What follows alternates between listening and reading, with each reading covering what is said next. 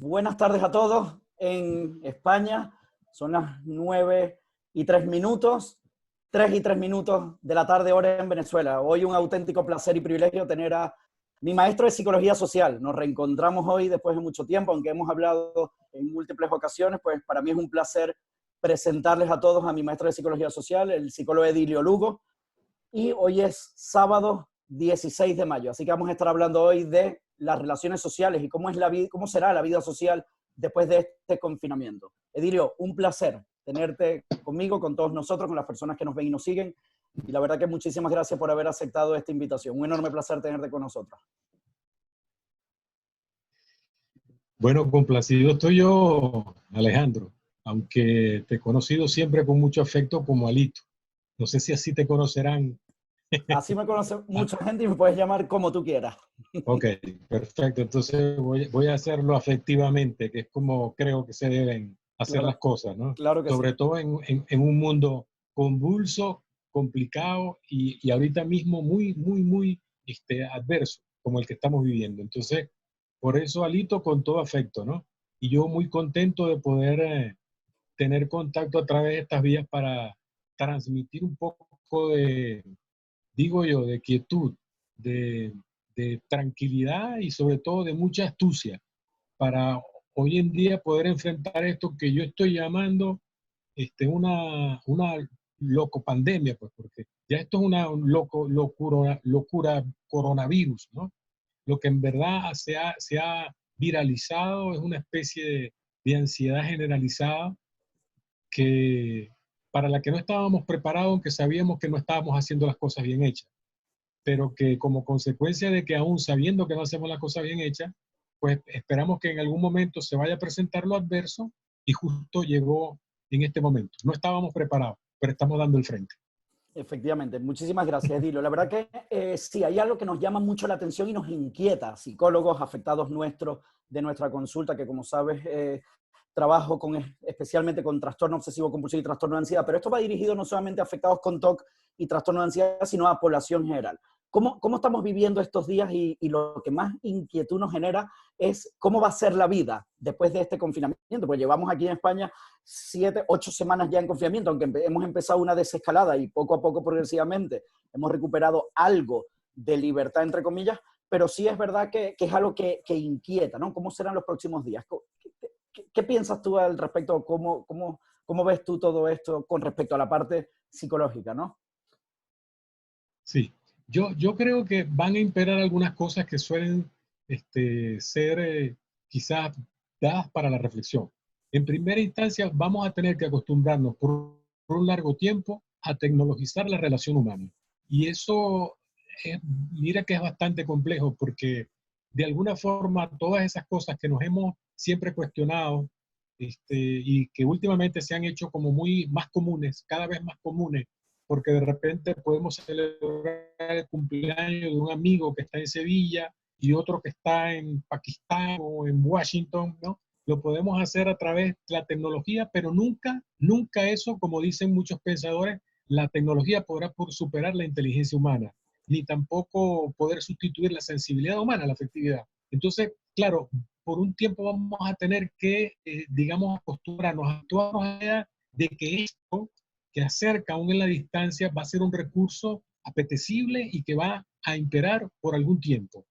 Yo creo que además, en segunda instancia, la palabra, Lito, que es el gran diferencial que tenemos de los animales, de otras especies, la palabra, la posibilidad como dice el doctor Humberto Maturana, de poder palabrear o lenguajear, se va a hacer cada vez más vigente, porque va a ser la palabra la forma en que vamos a poder comunicarnos a sustitución de lo que puede ser el contacto físico, que va a ser algo prohibitivo por algún tiempo.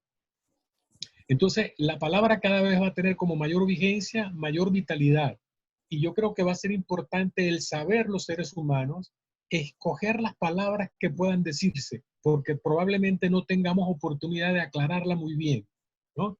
Porque la distancia, pues el tiempo, las conexiones, donde yo estoy, aquí en Venezuela, pues resulta bien calamitoso poderse conectar. Esto de las redes no es tan fácil como pudiera ser en otros países. Y entonces a veces el relegarnos a ese mundo con la facilidad de, bueno, conéctate o nos comunicamos por tal vía, no resulta muy fácil, no resulta tan fácil no, en lo cotidiano. Entonces, pues todas esas cosas van a imperar que de alguna manera nosotros tengamos que entrar más en contacto con la verdad y poder transmitir la emocionalidad a través de la tecnología. Quiere decir, Edilo, que de alguna forma, una vez más, es reaprendizaje. Es decir, tenemos que, entre comillas, desaprender un poco lo que hemos aprendido con respecto a las relaciones sociales, a la parte afectiva o emocional, para de alguna manera darle un giro a esto y reaprenderlo a partir de este momento, porque tampoco se sabe cuánto tiempo va a durar el desconfinamiento, la desescalada, o cuándo podremos darle un abrazo a un amigo, por ejemplo, o algún Claro, familiar que esté en otra ciudad o en otro país, ¿no? Entonces es como reaprender, ¿no? Es decir, una vez más sí, el ser humano como que se adapta, ¿no? A todos estos sí. cambios. Yo he venido trabajando desde hace algún tiempo aquí en Venezuela, desde la psicología social, con algo que yo creo que es importante, lo he dictado en muchas charlas, en seminarios, que se llama la gran lección. Yo creo que en Venezuela particularmente, claro, tenemos unas contingencias que no vienen al caso en este momento, porque estamos tratando de hacer un mensaje más bien universal, pero ahora, tanto en Venezuela como en cualquier parte del mundo, resulta que nosotros hemos tenido que estar dispuestos a aprender una gran lección. Y hay mucha gente que ya en muchos países, quizás por la premura económica, han tenido que salir a la calle para poder producir y llevar el sustento o simplemente para poder nuevamente estar como que en la vigencia de la productividad, del sentirse útil, ha hecho que apresuradamente haya gente salido a la calle, hasta el que nunca entrenó, ahora que resulta que quiere entrenar. O sea, el que nunca había movido un músculo en su vida ahora quiere salir a caminar porque, bueno, porque es la forma de repente del escape, o el que nunca había paseado con sus hijos ahora quiere pasear con los hijos y llevarlos a un parque, etcétera, etcétera, porque es una necesidad que tenemos. Y a veces yo me pregunto si efectivamente esa gente que está en la calle nuevamente lanzada habrá aprendido la lección. La respuesta pareciera ser, tendiera a ser, y lamentablemente, porque no soy persona pesimista, por el contrario, suelo ser bastante optimista, pero pareciera ser que en cuanto a esta cosa, la gente no ha aprendido todavía la lección, ¿no? Porque son muchos digamos, los signos, las señales que hay como para darnos cuenta que efectivamente han surgido muchas cosas que exigen que actuemos creando una nueva normalidad, que es importante, porque la gente dice, yo quiero volver a la normalidad. Y yo le digo, si volvemos a la normalidad que traíamos, estamos mal, porque no podemos nuevamente volver a transitar la vida con esa normalidad tan anormal y enferma que llevábamos, ¿no? Pero la gente está desesperada por volver a tomarse un café en una barra o ir a un bar o ir a un parque o qué sé yo, ¿no? Y claro que son cosas que son necesarias porque forman parte ya del cotidiano fluir de cualquier ser humano. Pero si no tenemos una actitud renovada en la que entendamos que aun cuando pueda haber cierta distancia social, eso no es lo mismo que la distancia emocional. Entonces, si no entendemos esas cosas, pues duramente vamos a poder dar por aprendida la lección. Es para preocuparnos. Y aquí entra algo que tú lo sabes porque fue parte de mi preocupación hace 20 o 20 no sé cuántos años atrás. Quizás la psicología social, esa que soñábamos como que, bueno, llegará el momento en el que entraremos en vigencia y tendremos que hacer muchas cosas porque a lo mejor es la cuarta escuela o la quinta escuela y la gente a lo mejor no entendía o no aceptaba estas cosas porque estábamos todavía en la inocencia de la clínica, ¿no? Y no nos dábamos cuenta que a la par de eso teníamos que hacer también psicología social, teníamos que hacer sociable la psicología, y hoy en día, 20, 25 años después, pues entra en vigencia un protagonismo de parte de esta disciplina que exige que seamos mucho más precisos y que podamos ir haciéndole mucho acompañamiento al ciudadano. Por lo tanto, la psicología social, la psicología comunitaria y la psicología ambiental, hoy por hoy tienen quizás un rol protagónico en esto de poder ejercer una cierta influencia para que la gente pueda renovar su vínculo, el vínculo social, que hoy por hoy tiene que caracterizarse por, digo yo, la vigencia de la palabra, el fortalecimiento de la sensibilidad y que en este caso debe ser colectiva, y por supuesto también el uso de las tecnologías, porque va a ser inevitable, ¿no? Pero con un sentido, digamos, discreto, razonable, utilitario y no ansiógeno. Sí, incluso Yo creo que sensible, ¿no? por ahí van las cosas. Sí, sí, por una sensibilidad que a lo mejor, fíjate cómo la gente ha podido despertar y era inconcebible que se pudiera dar un concierto sinfónico, ¿no? En medio de una situación como esta. Hoy en día la tecnología permite bondades tan hermosas y tan, digamos, vinculantes desde el punto de vista emocional, que no hay quien se haya negado a poderse sensibilizar, valga la redundancia, ante estas cosas. Y decir, qué bello es esto, qué cosa tan maravillosa. Mira, para esto sirve la tecnología realmente, ¿no? Y yo creo que por ahí van los tiros. Como decía, en días pasados le escuché a un dramaturgo argentino, Germán Cassiar, que decía, es tratar de demostrar el lado más generoso en el momento más trágico de tu vida. Yo creo que en eso estamos. Edilio, por ejemplo, las semanas que hemos estado en confinamiento, ¿no? Que de alguna forma, mes de marzo ha sido aquí en España, pues confinamiento total, salvo y a excepción de ir a hacer alguna compra muy puntual una vez en semana, Ajá. hemos estado en Tuvimos confinamiento. un pequeño... Ajá, un paréntesis. Te decía que el mes de marzo, por ejemplo, aquí en España, a partir del 14 de marzo que ha empezado el confinamiento y todo el mes de abril, han sido un confinamiento total. Es decir, salvo a ir a la farmacia, al supermercado, una vez en semana, no hemos salido. Tiempo de reflexión, que es importante, ¿no? Es decir, tiempo para estar con nosotros mismos, para hacer insight, introspección, para reflexionar sobre cada uno de nuestras vidas, sobre los problemas que podamos tener o no. En el caso de Afectados con TOC, he ido publicando periódicamente, porque es parte de mi trabajo de concienciación del trastorno obsesivo compulsivo, no solamente en España, sino en el mundo entero, para que los afectados sigan su tratamiento. Pero si nos vamos a las relaciones sociales, humanas, estos temas que estamos tocando en este momento, y tú sobre todo, que como sabe la gente con la presentación, fuiste mi profesor durante un año de psicología social. Este confinamiento ha ayudado a reflexionar, es decir, de alguna forma, ¿no? Es parte de las inquietudes. Bueno, el que ha aprovechado el tiempo ha reflexionado, el que no, ¿qué has hecho, no? Es decir, ¿cómo ves tú Claro. eso en cuanto a perspectiva? A ver, yo hice una anotación, yo decía, no hay cambio real sin proceso, digamos, terapéutico, ¿no? Sin una terapeusis, sin una curación. Hay mucha gente que dice, ya yo cambié. Y no es posible que la gente, o sea, no sé hasta qué punto pueda ser auténtico un cambio tan repentino, ¿no? Uno pudiera tener como sus ciertas dudas, ¿no? De que efectivamente sea correcto, sea veraz, el que pueda haber un cambio tan abruptamente. Yo tengo la sospecha, te repito, de que pareciera que todavía nos falta mucho por recorrer para poder hacer ese cambio, esa conciencia, para poder crear una nueva conciencia que nos pueda decir, señores, a partir de ahora tenemos que vincularnos con el otro de distintas maneras, ¿no? Porque veníamos muy atropellados, veníamos como haciendo las cosas de manera muy, muy irregular, y bueno, ahí tenemos los resultados. Creo además, y esto es importante, que atender este asunto ahorita debe atenderse quizás desde el punto de vista sanitario, porque es un problema de salud pública, sin duda alguna.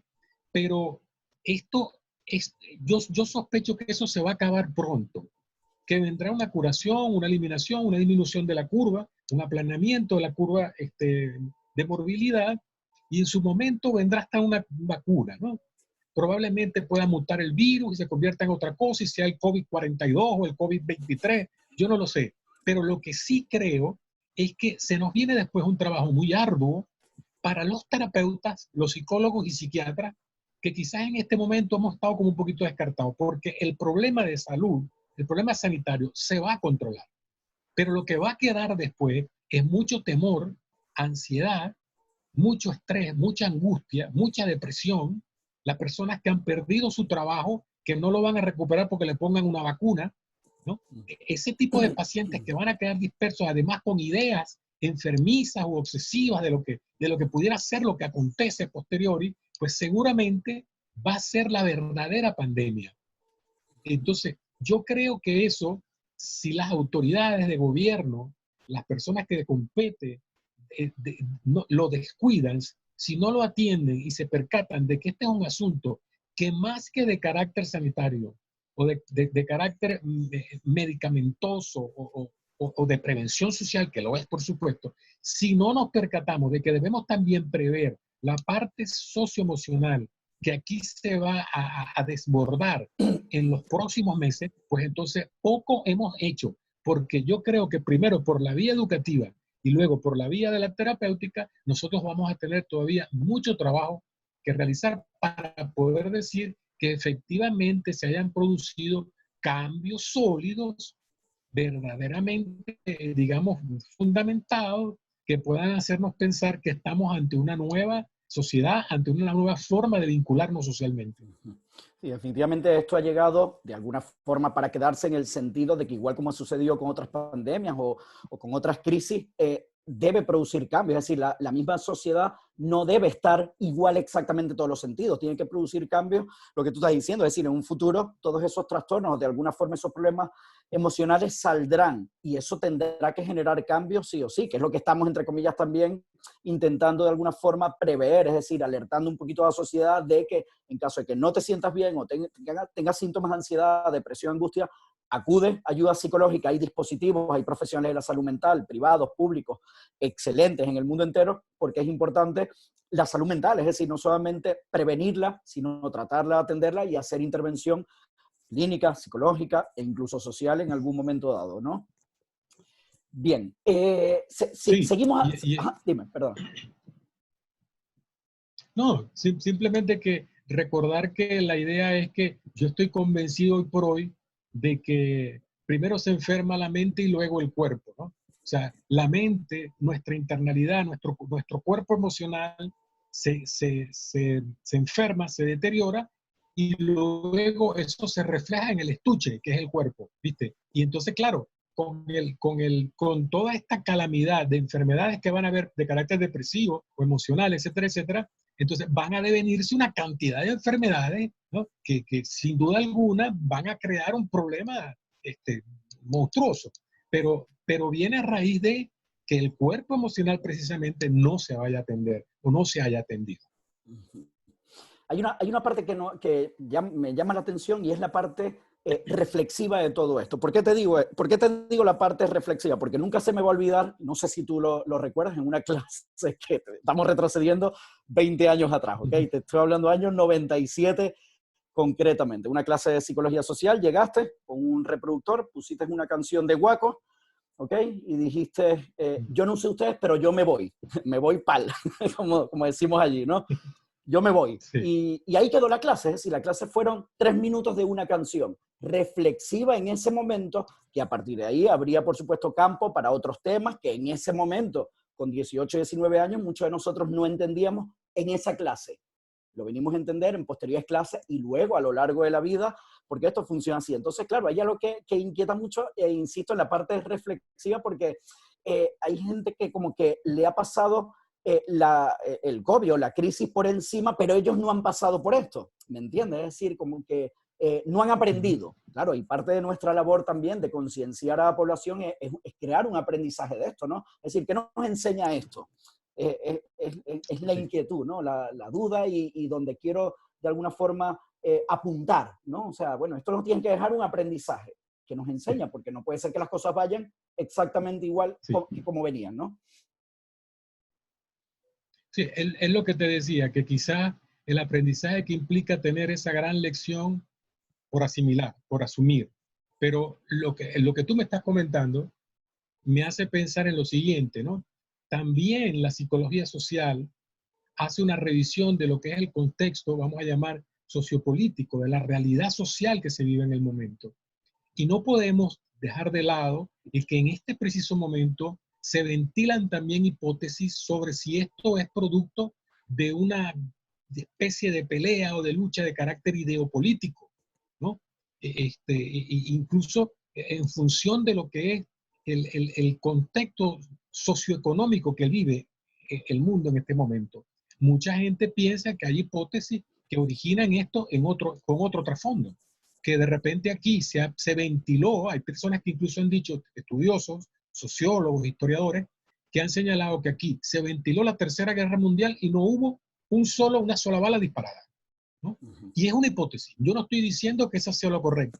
Otras señalan que esto fue producto de un laboratorio en el que se ha producido todo y ha generado lo que aquella fábula hindú famosa decía, ¿no? Que llegó la muerte a un pueblo y la muerte le llegó a un anciano y el anciano le preguntó, ¿quién es usted? Y le dijo, bueno, yo soy la muerte y vengo a acabar con varias personas en este pueblo. Y le dijo el anciano, ¿por cuántas personas viene usted? Voy a matar a 100 personas nada más. Voy a acabar con la vida de 100 personas. Y efectivamente la muerte pasó de largo, llegó al pueblo y cuando venía de regreso, el viejo se había enterado que habían muerto 100,000 personas.